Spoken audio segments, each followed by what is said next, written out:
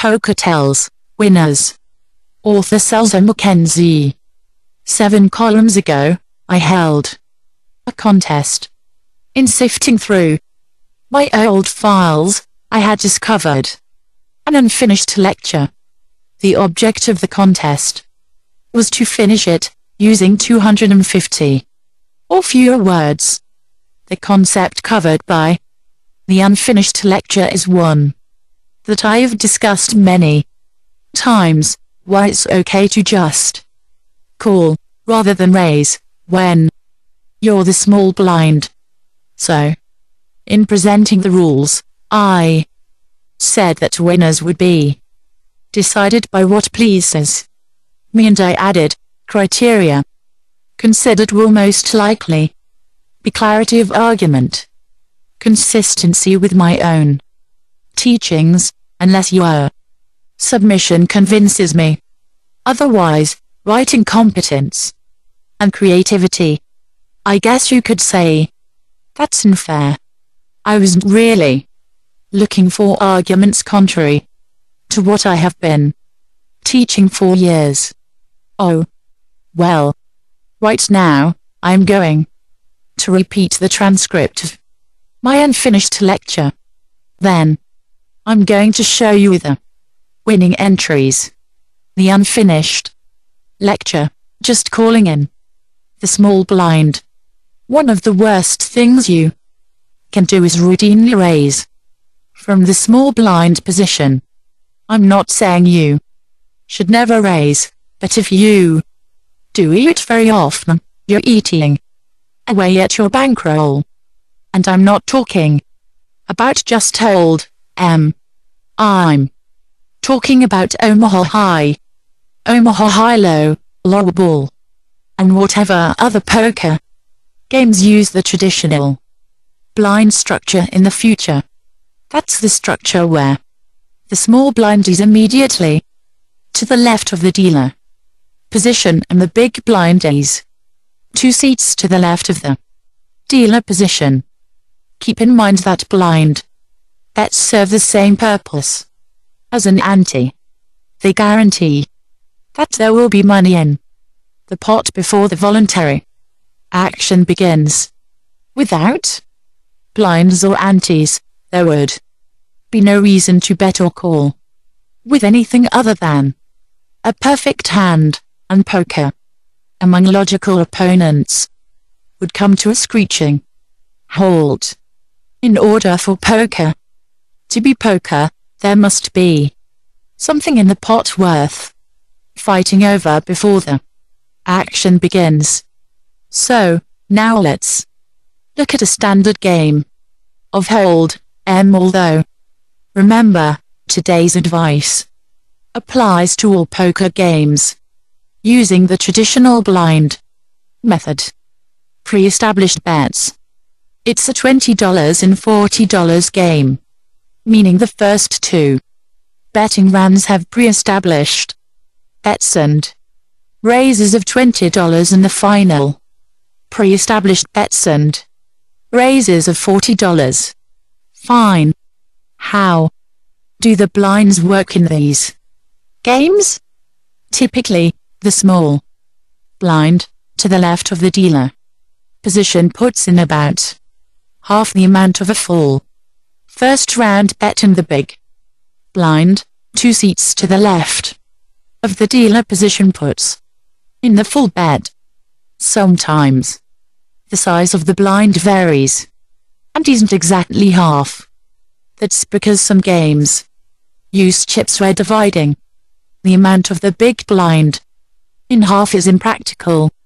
In these cases, the small blind usually puts in an amount that is as close to half a big blind as possible without using chips that are unusual to the game.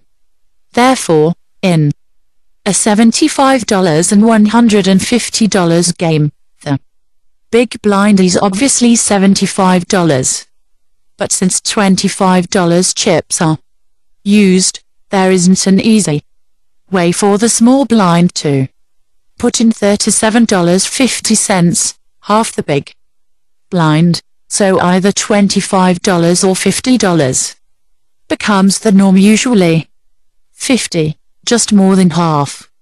This is important, because the larger the small blind is in relation to the large blind, the less difference it takes to complete a call, and the more valuable it is for the player in the small blind to make up that difference by calling. Now I'm going to tell you the most important thing you can ever learn about playing the small blind. You should usually just call if you have a playable hand, even a fairly strong one. Even if you have a pair of aces to start with in hold, you should often consider just calling. You'll usually overrule this consideration and decide to raise, but a call isn't out of the question.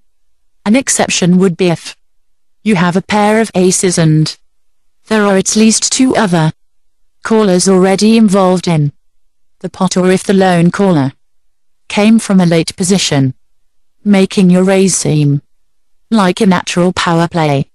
Whether or not you have a strong hand, then you should almost always raise. Let's examine exceptions first, then I'll tell you why you should routinely call in the small blind. Abrupt ending. That's where it abruptly ended. This entry from Alan Nakamura might have one, and I want you to see it, but it's a few too many words by my count, even if I allow hyphenated combined words, SB, small blind, and BB, big blind, to count as a single words. Alan writes, in poker as in war, the high ground rules the low, so those in top position are beating those below. The SB's down payment makes calling laudable indeed, but raising is tantamount to foolishness or greed. The SB is blind, because it cannot see the acts of all the others before it acts. Initially, the button sees the weakness such that it can win with nothing to reveal, but SB's raising sets up nothing much, because it has no chance to steal.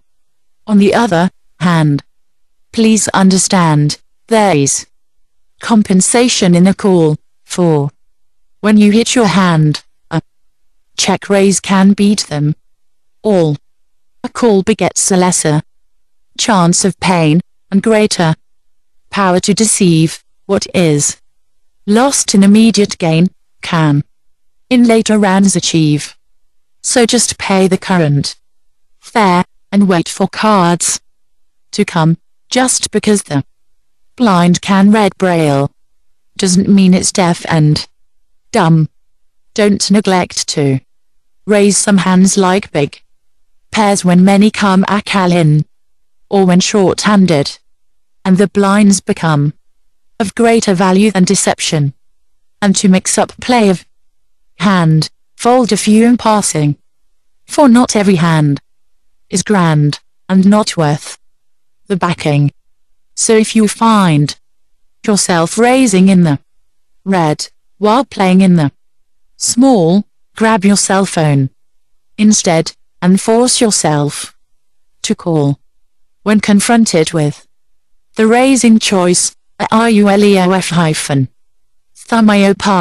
raise your child, blood pressure, or your voice, but not your small blind. Thanks, Alan. Great submission. Also knowledgeable, because he's a poker player columnist, is one of my favorite poker people. George the Engineer Epstein. Third place, wins Caros.